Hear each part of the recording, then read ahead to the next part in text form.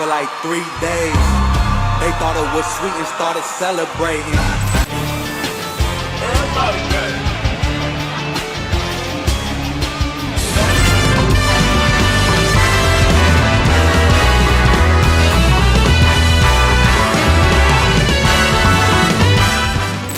A Bíblia nos mostra que a música é muito importante para o povo de Deus, pois é através dela que adoramos ao Senhor por tudo o que Ele é e faz em nossas vidas. E o rei Davi foi com certeza o maior músico de toda a história bíblica. A maioria dos salmos compostos por ele foram originalmente escritos não para serem lidos, como costumamos fazer, mas sim para serem cantados. Veja o que ele disse no início do Salmo 33. Cantem de alegria ao Senhor, vocês que são justos, aos que são retos, fica bem louvá-lo. Louvem o Senhor com harpa, ofereçam-lhe música com lira de 10 cordas, cantem-lhe uma nova canção, toquem com habilidade ao aclamá-lo, pois a palavra do Senhor é verdadeira, Ele é fiel em tudo o que faz. No momento do louvor durante o culto, as músicas não têm apenas o propósito de preparar o coração das pessoas para ouvir a pregação. Na verdade, esse deve ser um momento único em que adoramos a Deus com todo o coração, sem pressa para acabar. Além disso, os louvores têm o objetivo de nos ajudar a memorizar a palavra de Deus, pois antigamente a maioria das pessoas era analfabeta ou não tinha acesso às Escrituras. Então veja a ordem que Moisés deu à nação de Israel pouco antes dele morrer.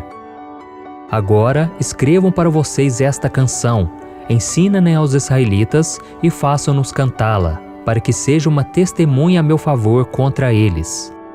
Então, se a música tem uma função tão importante que é trazer a palavra ao nosso coração, as letras dos louvores deveriam ser repletas de versículos bíblicos, de conteúdos da Bíblia, não é verdade?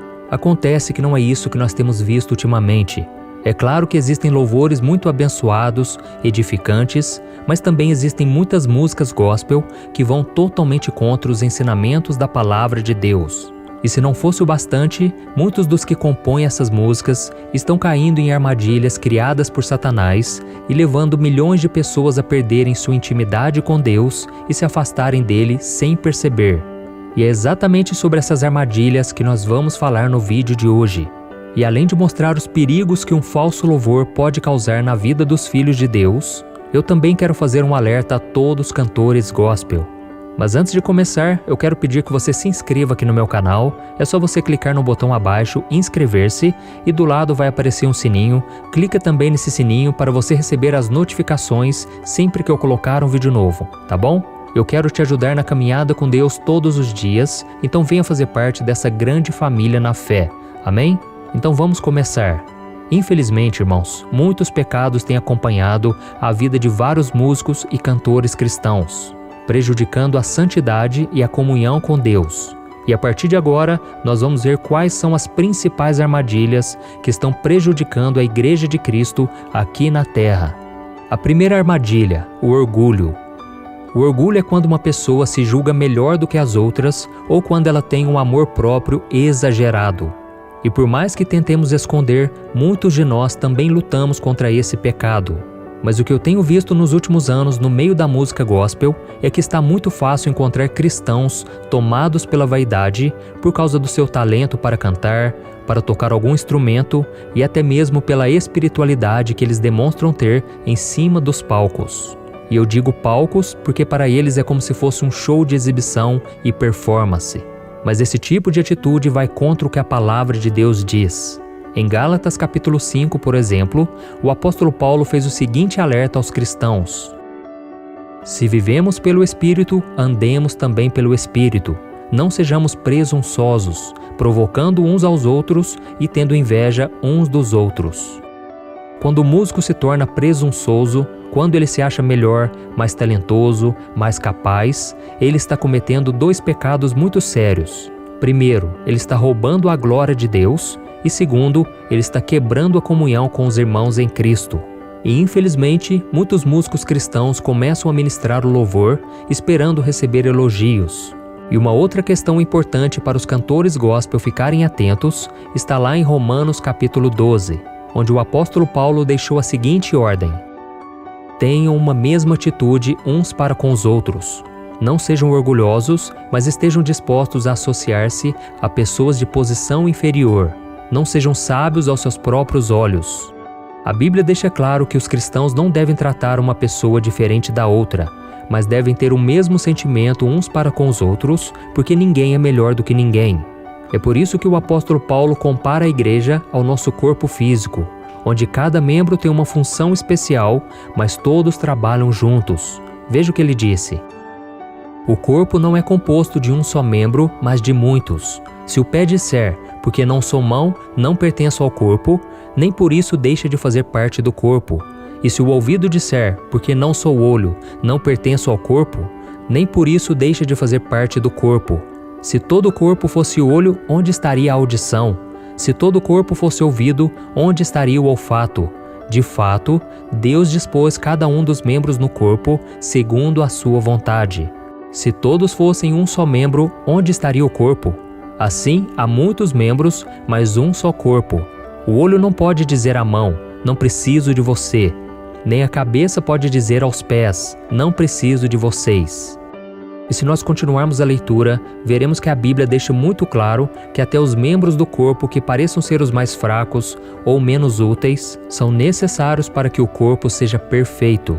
Então toda pessoa que deseja ser usada por Deus em sua obra, deve orar constantemente para que a soberba não entre em seu coração, principalmente quando recebe muitos elogios. A Bíblia diz que Deus não divide a glória dele com ninguém e que ele derrama graça sobre aqueles que são humildes. Amém? A segunda armadilha, o louvor como um show. Hoje em dia é fácil perceber que em muitos lugares o louvor está sendo transformado em um show para entreter as pessoas.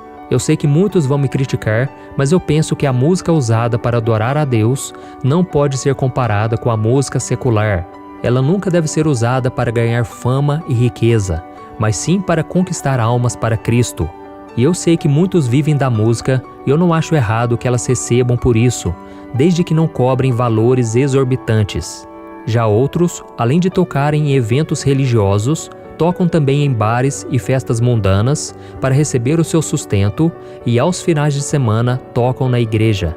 A minha opinião é que cada um deve buscar em Deus o melhor caminho a seguir.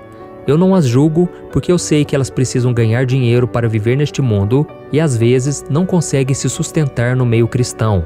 Mas eu acredito que é preciso tomar muito cuidado para não se afastar de Deus e ainda se tornar uma pedra de tropeço para muitos irmãos. E tem mais uma coisa muito importante. Tem muitos músicos por aí, cantores disfarçados que se dizem ser de Deus, mas eles não têm compromisso nenhum com Ele.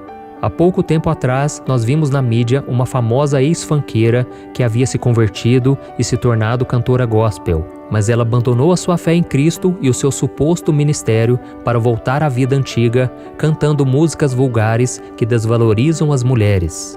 Então, meus irmãos, nós precisamos estar atentos, porque Jesus disse que nós conhecemos uma árvore pelos seus frutos. A terceira armadilha, a idolatria. Idolatrar é prestar culto e adoração a algum deus ou ídolo, e a Bíblia não deixa dúvidas de que este é um grande pecado.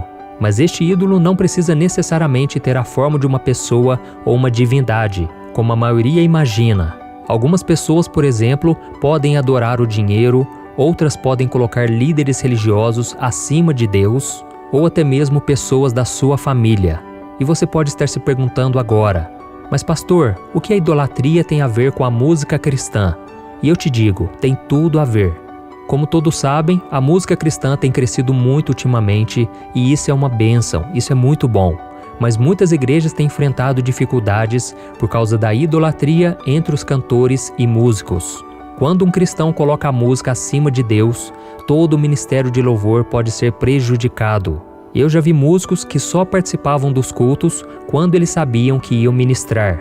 E eu também conheço pessoas que deixaram de ir à igreja e se desviaram dos caminhos do Senhor depois de terem sido afastados do ministério de louvor por algum motivo. Essas pessoas dificilmente participam de grupos de oração, vigílias ou estudos bíblicos, mas elas sempre têm tempo para ensaiar, porque para elas o momento mais importante do culto é quando elas pegam um instrumento para tocar. Para vocês terem noção, uma vez eu vi um dos músicos do Ministério de Louvor de uma igreja pegar o carro e ir embora do culto logo depois que ele tocou. Então isso mostra que essa pessoa não está interessada em Deus, mas sim na sua autopromoção, ela queria apenas aparecer. A quarta armadilha, o sentimentalismo.